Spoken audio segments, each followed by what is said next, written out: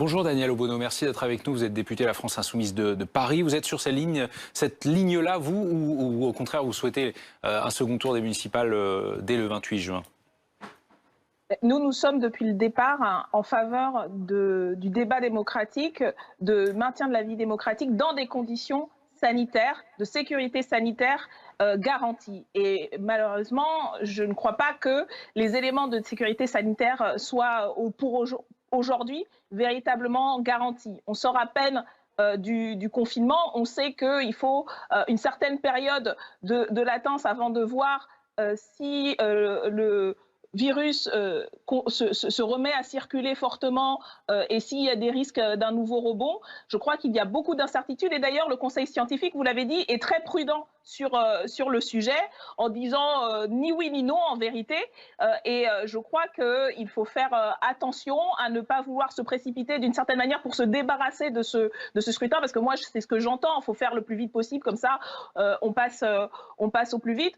Ça avait déjà été le cas, je crois, dans le choix qu'a fait M. Macron de faire ce premier tour, y compris d'une manière assez problématique. Ensuite, en essayant d'en faire assumer la responsabilité à d'autres, en mentant, le gouvernement a pendant plusieurs semaines et continue encore aujourd'hui à prétendre avoir consulté tout le monde alors que ce n'était pas le cas. En vérité, il faut faire vite aussi peut-être parce que l'échelon local est plus important que jamais et qu'il faut donc peut-être installer définitivement, entre guillemets, urgemment, effectivement, les nouvelles municipalités. Mais c'est en lien avec la crise sanitaire que nous traversons, quelque part. L'échelon local, mais l'échelon national aussi est extrêmement important. Et c'est y compris les difficultés dans lesquelles se trouvent beaucoup de communes aujourd'hui. C'est parce que l'État n'a pas donné les moyens pour que les conditions de sécurité sanitaire soient garanties.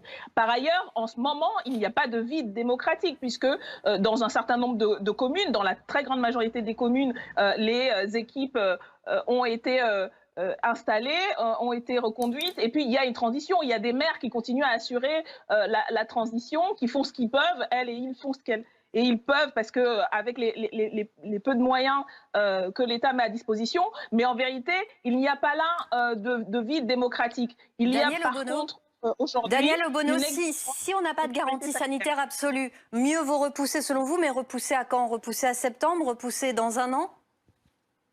Écoutez, s'il n'y a pas de garantie sanitaire, on ne peut pas tenir les élections de mon point de vue.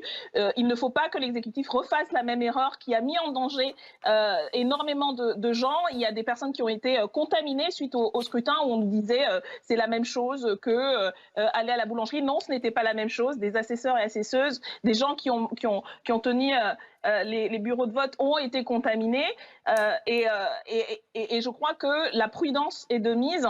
Donc oui, il est possible de repousser et je crois qu'avant tout, ce qui compte, c'est la sécurité sanitaire, la garantie sanitaire. On est toujours dans un état d'urgence et c'est ça qui doit primer, pas les jeux politiciens et la volonté en fait de se débarrasser des choses pour continuer comme avant. Merci Daniel Obono d'avoir été en